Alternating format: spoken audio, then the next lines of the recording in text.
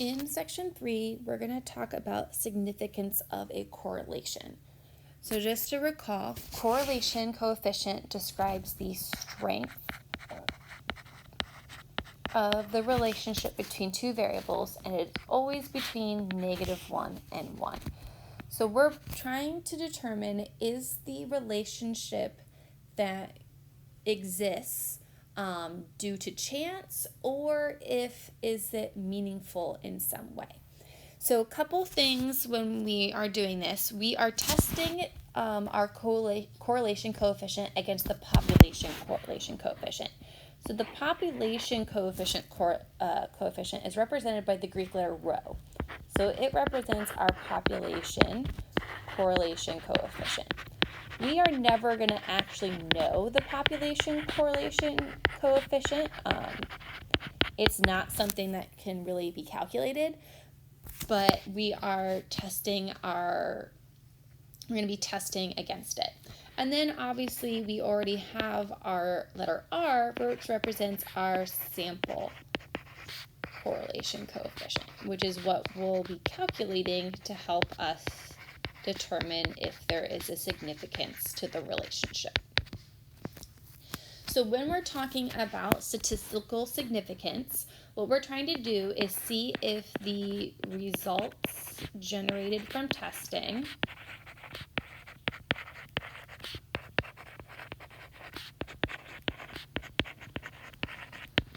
or experimentation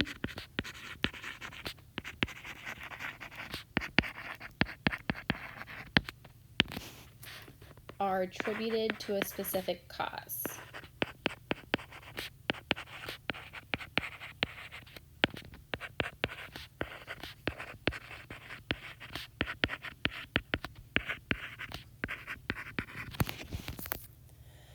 We're not going to know what that specific cause is, but we're trying to see if we can say that one exists.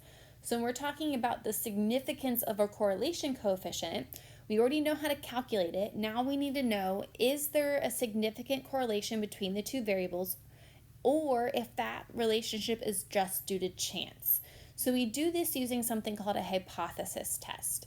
And we are going to cover this more in depth later on in the year, but for now we'll use a very condensed version of hypothesis testing. So when we perform a hypothesis test, what we're doing is it is a way to test results of an experiment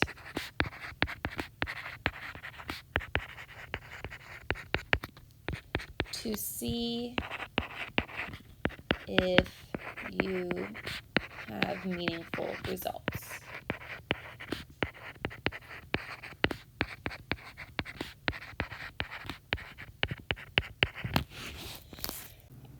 Next, we're going to talk about our null and alternative hypotheses. So they're going to be the same for every significance test we perform. Our null hypothesis, which we denote H sub O, is going to be that rho equals 0. Our alternative hypothesis, which is H sub A, is going to be that rho does not equal 0. So what we're saying here for our null hypothesis is that there is not a significant relationship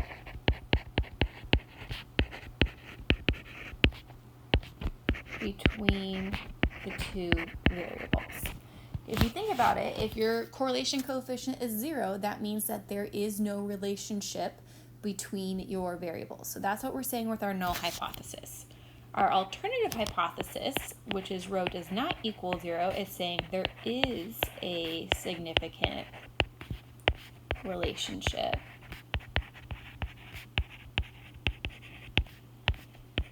between the two variables. We're not saying whether that relationship is positive or negative, or even if it's strong, weak, or moderate. We're just saying that a relationship exists between the two variables. Then we have our level of significance, which is denoted by the Greek letter alpha. And what a level of significance does is it's a measurement of statistical significance.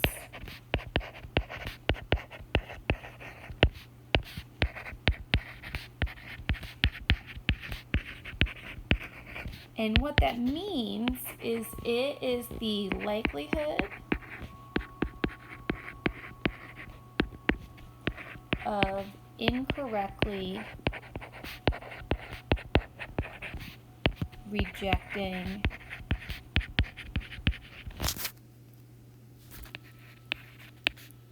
the null hypothesis. So every time we perform a hypothesis test, our goal is to reject the null hypothesis. So we choose our level of significance so that it is small enough that we aren't incorrectly rejecting our null hypothesis. But we don't want it to be too small so that we are incorrectly failing to reject our null hypothesis. So there's a balance there. And we'll talk about more later on how we choose our level of significance to make sure that we are not incorrectly rejecting or incorrectly failing to reject. So when it comes to performing a hypothesis test, there are steps that we're going to follow. The first step is to always state our null and alternative hypotheses. And it is important because our null and alternative hypotheses are going to be the same for every test that you know how to do this in mathematical and English terms. So being able to write out in words what your null and alternative hypotheses are. Next, what we're going to do is calculate our critical value, which I will talk about how to do when we do the examples. And then our test value, which is R sub S, which is just saying calculate the correlation coefficient for your set of data, which we've talked about already how to do. Once you've done those things, we want to make a decision. So we're always looking at the absolute value of our test statistic or our test value, and we're looking to see if it's greater than our critical value. And if it is, then we are going to reject the null hypothesis. So another way to think about it is if the absolute value of RS is greater than or equal to our critical value, we reject. And then if the absolute value is less than or equal to, or less than, I should say, our critical value, we are going to fail to reject. So those are the two things that you're always looking at. And we do look at the absolute value of our correlation coefficient because the relationship that exists between the two variables could be negative, and our critical value is always going to be positive. So we are looking at the absolute value of that correlation coefficient to ignore the direction of the relationship.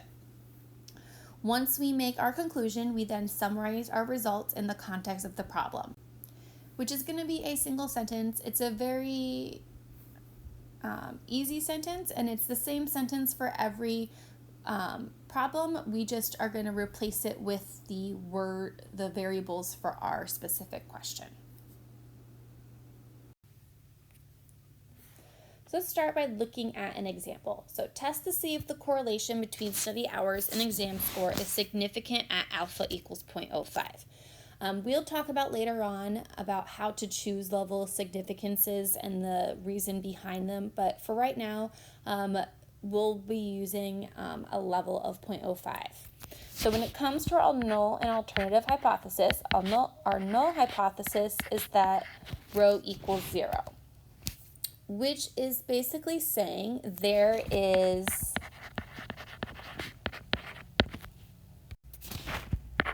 no relationship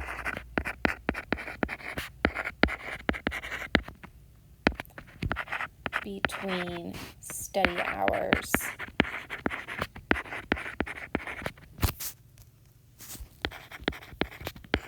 and exam score. Our alternative hypothesis is going to be that rho does not equal 0. So that's saying that there is a relationship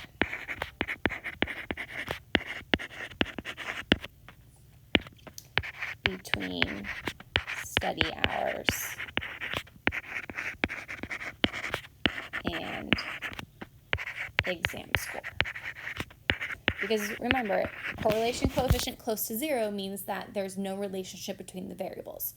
So we're trying to determine, is there a relationship or not? So we have our null and alternative hypothesis.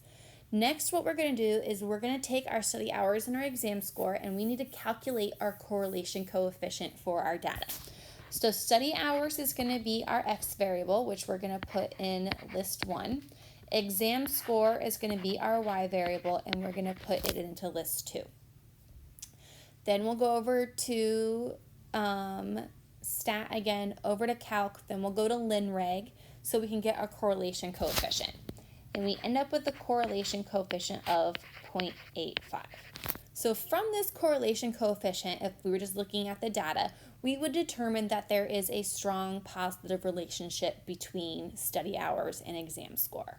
But what we're going to do for the rest of this problem is say, is that just by chance or is there a reason? So now we're going to talk about how to get our critical value. And that's where that table that I pass out is going to come into handy. So one of the things we need here is something called a degrees of freedom. And we're going to talk about this more later on. But to calculate your degrees of freedom for our test, we always take our sample size n and subtract 2.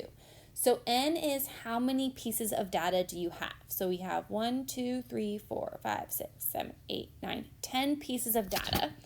So we'll do 10 minus 2, so we get degrees of freedom of 8. So we use our alpha, our level of significance, 0.05, and our degrees of freedom of 8, and we find our critical value in that table. So critical value, I'm going to abbreviate CV. So we get a critical value of 0.549. So now we want to compare our correlation coefficient, which is our test statistic, and our critical value. So we check to see if the absolute value of R is greater than or equal to our critical value. So our correlation coefficient, 0.85, so the absolute value of 0.85, is it greater than or equal to our correlation coefficient of 0.549? And in this case it is. If your if your test statistic or your correlation coefficient is greater than your critical value, then you reject. So what we're saying here is we're going to reject our null hypothesis. And now we need to write, what does that mean if we reject our null hypothesis? So if we're rejecting our null hypothesis, what we're saying is there is evidence to show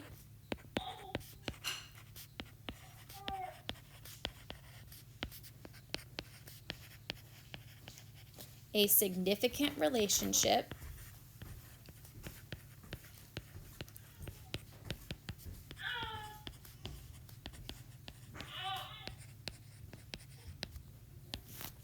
between study hours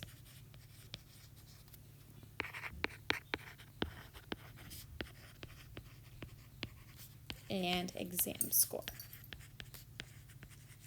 So all this is saying is that the correlation that exists is not one due to chance. Now, our correlation coefficient doesn't necessarily have to be strong for there to be a significant relationship. It just has to be greater than our critical value. Because if we saw here, our critical value is only 0.549. So any number bigger than that determines there's a significant relationship. So if our correlation coefficient had been 0.6, which isn't necessarily a strong correlation, it's still a significant relationship. So for our second example, we are testing the claim of a significant relationship between brain weight and a maximum lifespan of an alpha of 0.01. So we have some animals here. We have their brain weight in grams and their maximum lifespan in years. So our null hypothesis is going to be that rho equals 0. Our alternative hypothesis is going to be that rho does not equal 0. So brain weight is going to be our x variable, which we'll put in list 1. Maximum lifespan is our y variable, which we'll put into list 2. We go back to, we put in our calculator, we go to stat, we go to calc, we go to linreg. We'll get a correlation coefficient of 0.911. So again, very strong correlation that exists between these. Next, we go to our degrees of freedom. So we count up our data. We have 14 pieces of data. Minus 2 is going to give us 12. So using our alpha of 0.01 and our degrees of freedom of 12, we get a critical value of 0.612. So we take the absolute value of our correlation coefficient, 0.911, test if it's greater than or equal to 0.612, which it is. So we will be rejecting our null hypothesis, which means there is evidence to show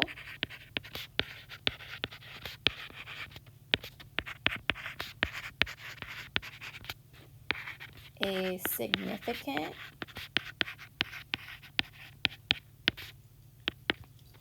relationship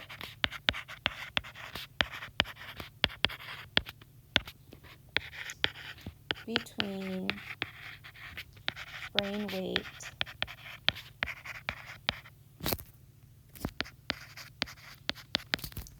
and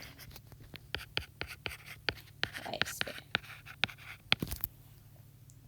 So again, just because we have a high correlation here and we have determined that there's a significant relationship, it does not mean that one of these causes the other. It does not mean that the more your brain weighs, the longer that the animal is going to live. And similarly with our previous example, it does not mean that if you study more, you will get a higher exam score. It just means that the relationship that exists between these is not due to chance, that there may be some underlying variable that plays a part in the two of these things having a strong relationship. So when it comes to writing the sentence for these, they always start the same way. So if you say that you're rejecting your null hypothesis, it's always going to say there is evidence to show a significant relationship, and then it's always between whatever your two variables are. If you fail to reject your null hypothesis, the only thing that changes is you say there is not enough evidence to show a significant relationship between and then whatever your two variables are. So the sentences are very similar, and it's a very similar setup for every test that you're going to run. So please let me know if you have any questions in testing significance, whether it's finding the correlation coefficient, degrees of freedom, critical value, or making a conclusion.